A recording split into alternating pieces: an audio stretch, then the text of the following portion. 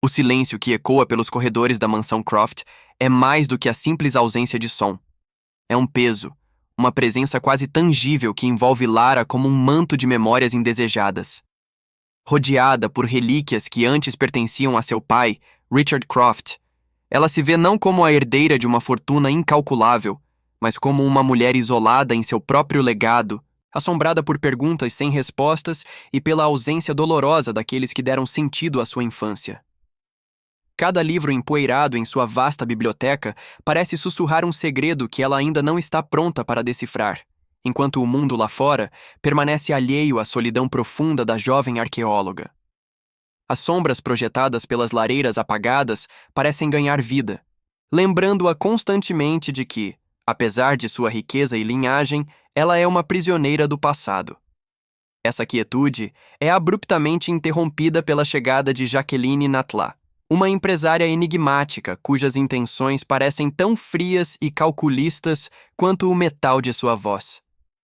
Ela não vem com promessas vazias de ouro ou fama, mas com algo muito mais perigoso para o coração de Lara: a localização exata do Scion de Atlântida. Para qualquer outro, seria apenas um mito, um artefato de museu sem vida, mas para Lara, o Scion representa a conexão final com os estudos inacabados de seu pai.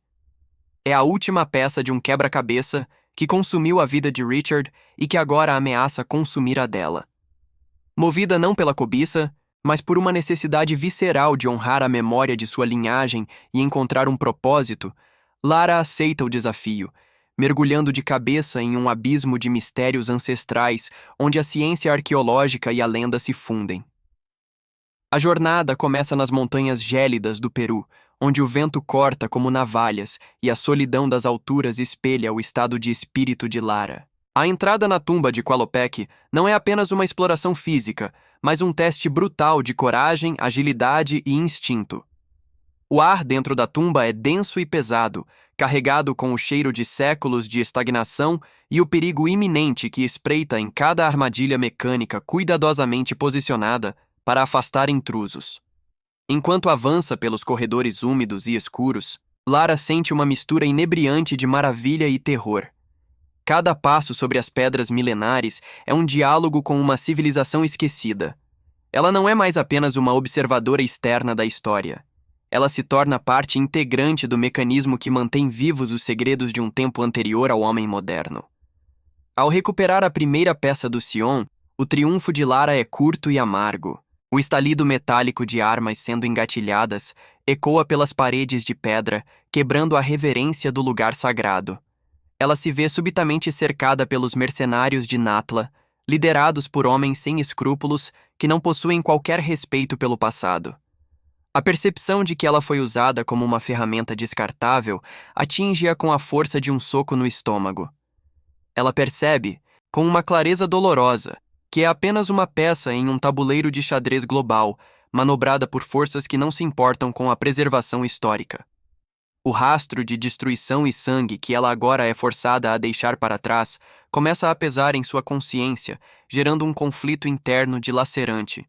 Sua busca obsessiva pela verdade justifica o risco que ela corre e as vidas que estão em jogo. Até onde ela deve ir para proteger um legado que parece exigir sempre mais dela?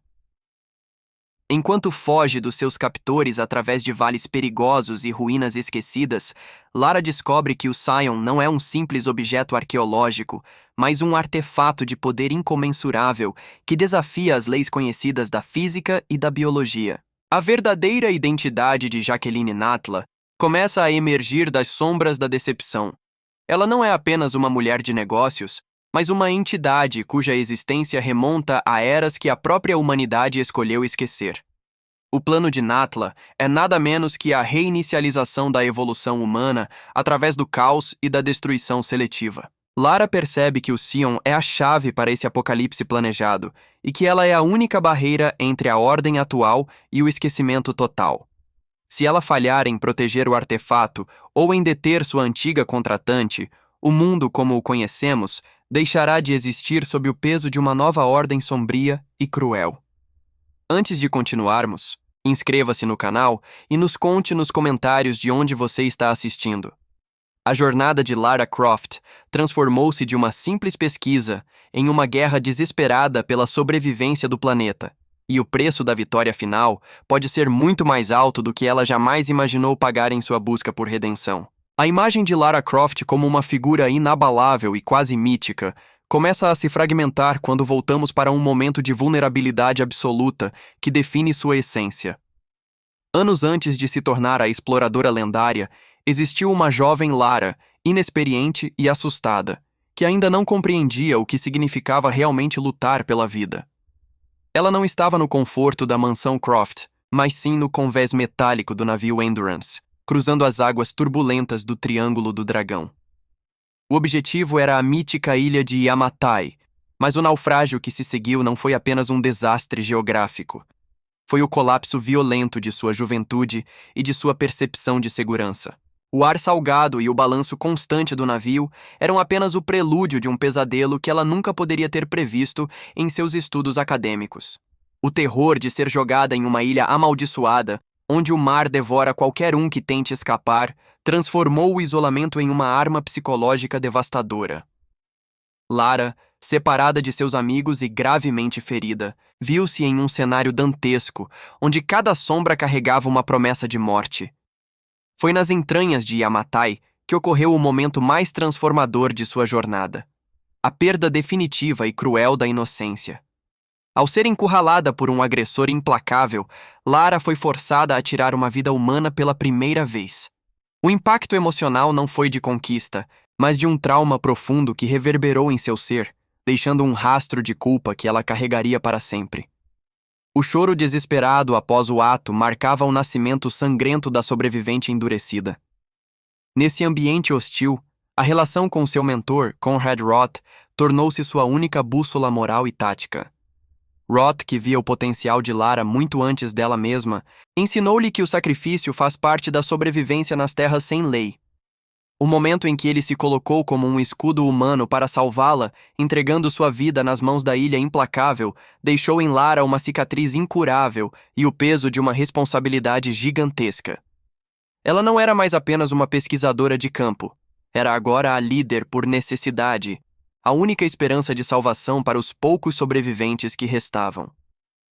O luto por Roth transformou-se em uma determinação fria, empurrando-a para enfrentar os horrores da Irmandade Solari.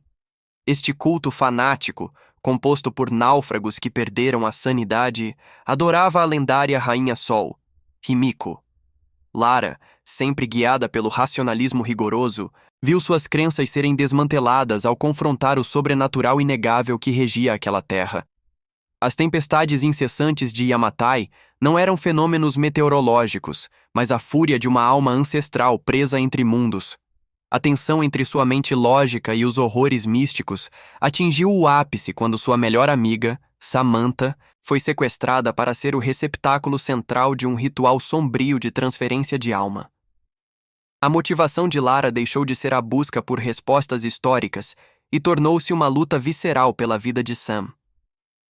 Cada emboscada superada e cada tumba milenar escalada com as mãos ensanguentadas era um passo firme em direção ao resgate de sua própria humanidade. No coração do palácio em ruínas de Himiko, Lara prevaleceu através de uma força de vontade que desafiava a própria morte e as leis da natureza. No entanto, o triunfo amargo em Yamatai trouxe uma revelação que mudaria sua trajetória para sempre. Ao garantir a segurança de Sam e finalmente escapar daquela ilha maldita, Lara descobriu comunicações secretas que ligavam os eventos sangrentos a uma organização global muito mais perigosa, a Trinity. Ela percebeu que Yamatai era apenas a ponta do iceberg de uma conspiração que operava nas sombras há séculos. Mais perturbador foi encontrar evidências de que a Trinity estava diretamente ligada à morte de seu pai, Richard Croft. A descoberta de que ele não era apenas um sonhador obcecado, mas uma vítima de um jogo de poder internacional, acendeu nela uma chama de revolta. O que começou como uma simples expedição de graduação transformou-se em uma trilha de vingança e busca por justiça que a levaria diretamente ao coração da organização que destruiu seu passado e agora ameaçava o futuro do mundo. A obsessão de Lara pela justiça transformou-se em uma chama gélida que a guiava pelas sombras da organização Trinity. Ela já não era mais a jovem assustada de Yamatai. Agora, era uma caçadora movida pela necessidade visceral de desmantelar a rede que orquestrou a morte de Richard Croft. Na busca pela fonte divina, na Sibéria, Lara confrontou a verdade dolorosa de que seu pai não fora apenas um sonhador, mas uma vítima de um jogo de xadrez secular. A Trinity não apenas tirou sua vida, mas moldou o destino de Lara, transformando sua dor em uma ferramenta de descoberta. Esse peso histórico e emocional começou a turvar seu discernimento, levando-a a adotar métodos cada vez mais extremos, onde a linha entre a proteção do conhecimento e a vingança pessoal tornava-se perigosamente tênue. Essa jornada de autodescoberta e fúria culminou nas selvas densas do México. Em Cozumel, movida por uma pressa impetuosa de chegar antes de seus inimigos, Lara cometeu um erro trágico. Ao retirar a adaga de Chakchel de seu repouso milenar, ela não salvou o artefato. Ela desencadeou o início de um apocalipse maia. O cataclismo subsequente foi devastador. Uma onda gigantesca engoliu vilas inteiras, e o peso dessa tragédia tornou-se o fardo mais pesado que ela já carregara. Pela primeira vez, Lara teve que encarar a realidade de que suas ações, mesmo as que julgava heróicas, tinham consequências mortais para o mundo que ela jurara estudar. O espelho da destruição mostrou-lhe uma face que ela não queria reconhecer. A de uma mulher cujas obsessões poderiam ser tão destrutivas quanto as daqueles que ela combatia. Ao chegar à cidade perdida de Paititi, escondida nas profundezas da Amazônia, Lara encontrou seu maior desafio intelectual e moral na figura de Domingues. O líder da Trinity não era o vilão caricato. Ele era um homem de convicções profundas que acreditava sinceramente estar salvando o mundo ao refazê-lo à sua maneira. Domingues serviu como um espelho sombrio para Lara, questionando se ela estava realmente protegendo a história ou apenas alimentando seu próprio egoísmo. O confronto entre os dois não foi apenas uma batalha de filosofias sobre quem tem o direito de controlar os segredos da humanidade. Lara viu em Domingues o que ela própria poderia se tornar se permitisse que a dor e a necessidade de controle vencessem sua empatia e sua conexão com a humanidade comum. O clímax espiritual ocorreu no coração de um ritual antigo, onde o poder de moldar a realidade estava ao seu alcance. Diante da possibilidade de usar os artefatos para trazer seus pais de volta e apagar todas as cicatrizes de seu passado, Lara enfrentou a tentação final. O desejo de reconstruir sua família e ter Richard Croft ao seu lado novamente era quase insuportável. No entanto, ela compreendeu que o verdadeiro legado de seu pai não estava na imortalidade ou na correção de erros passados, mas na preservação da integridade do mundo para as gerações futuras. O sacrifício final de Lara não foi contra um inimigo externo, mas contra seus próprios desejos egoístas. Ao abrir mão da chance de ver seus pais, ela selou seu destino como a verdadeira guardiã dos mistérios terrestres, impedindo que o ritual consumisse o futuro da humanidade. Finalmente, ao retornar à mansão Croft, o silêncio que antes a assombrava tornou-se um espaço de paz e aceitação. Ela não estava mais fugindo dos fantasmas de Richard ou da dor de Yamatai. Ela havia integrado essas experiências em sua própria identidade. Lara Croft aceitou o luto como uma parte fundamental de sua força, entendendo que seu papel não era colecionar tesouros, mas proteger as verdades que o mundo ainda não estava pronto para conhecer. Ela deixou de ser uma sobrevivente traumatizada para se tornar a lendária Tomb Raider, uma figura de equilíbrio entre o conhecimento e o respeito pelo desconhecido. Sentada em seu escritório, cercada por mapas de novas possibilidades, Lara olhou para o horizonte com uma determinação renovada. O destino não era mais algo que acontecia com ela, mas algo que ela agora escrevia com suas próprias mãos, pronta para a próxima aventura como a sentinela da história humana.